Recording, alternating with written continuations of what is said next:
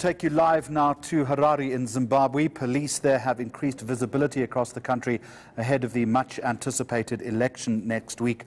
Hotspots, we're told, are being constantly monitored to ensure people's safety. Police urging political party leaders to refrain from making inflammatory remarks that could cause increased tension.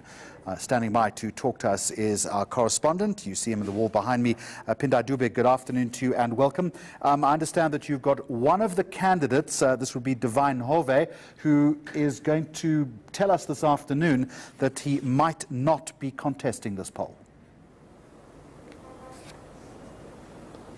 Yes, thank you very much, Jeremy. I've got one of the candidates, Divine Hove of NAPDR. He has actually pulled out of the race. You remember there were 23 presidential candidates, but today the political parties met the Zimbabwe Electoral Commission and the deliberations.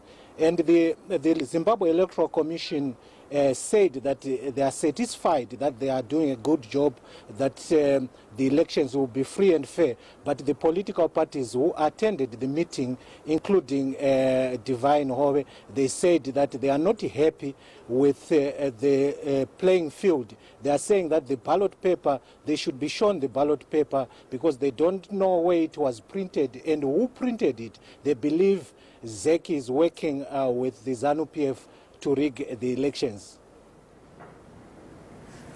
So what response then has there been from authorities to this assertion?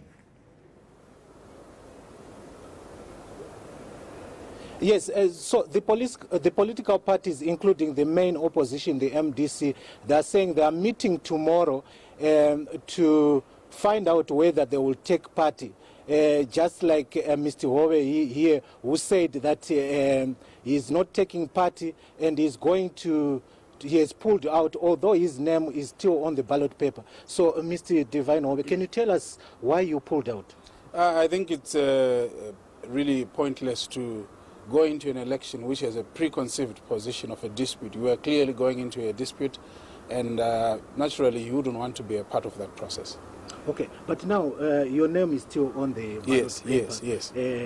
So are you going? I believe you also your members of parliament, those who are participating in the council. Are you going to take part? Are they going to take part? Actually, we had not fielded any MPs. It was just myself as presidential candidate.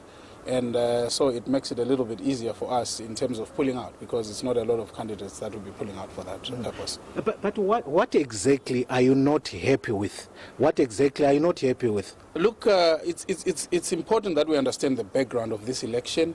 We are coming into a period where we have had disputed elections over and over in the past, and our economy has suffered out of that. Because of such disputes. We still have court cases, particularly MDC court cases, which are still not resolved up to now.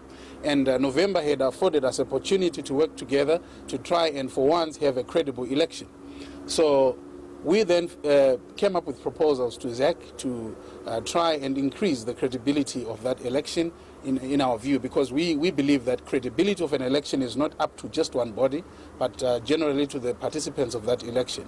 So from the status quo of what has happened now, the proposals have all been turned down, of which we feel we had really, as my party, we feel we had put up a brilliant proposal where we had said, let us be allowed to pull out samples from each polling station from the batches of the ballot papers and be able to place an X anywhere, put them in the box, and then see at the end of the polling day if any chromatography took place. We thought that was a reasonable proposal, and unfortunately they could not give in to that. And so it becomes senseless really to go into an election which we can foresee that there's going to be a dispute. Okay. What about your supporters? Who are they going to, who should they vote for now that you have pulled out? It's a difficult call, but what I'm saying to them is to say that I am not in the election, and naturally the fact that the voting right still remains theirs, they should make a choice as to who else they will vote for, if there will still be people to be participating in that vote. And who are you going to vote for, since you have also pulled out? I will be at home. I'm not going to vote. And how much have you spent in this election campaign?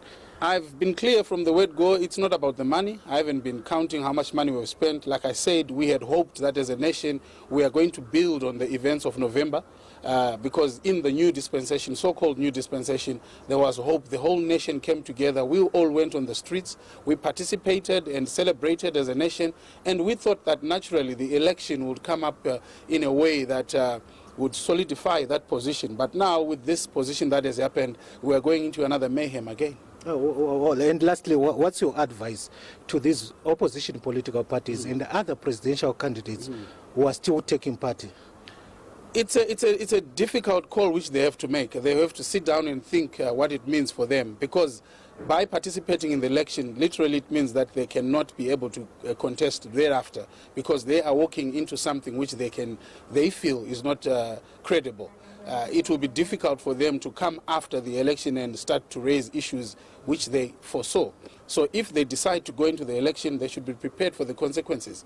And if nothing happens, and if suppose they win, so be it. But I'm saying it will be very complicated then for them after the elections to start raising these issues when we could have worked it out before the election. And lastly, otherwise you are encouraging them also to pull out. Like I said, I do not want to be quoted as inciting any action or anything, but I'm saying the reality of the matter is, as long as they are not satisfied with the credibility of what has happened, it will become difficult for them to contest the outcome of the election, because they would have gone into it knowing very well that there's a chance that things may happen in the way that they are not happy with. So it's a decision which they have to really think carefully and think about really deeply, because they must understand the risk that they're facing. Okay, thanks a lot, Mr. Hove. Thank you. Thank you very much.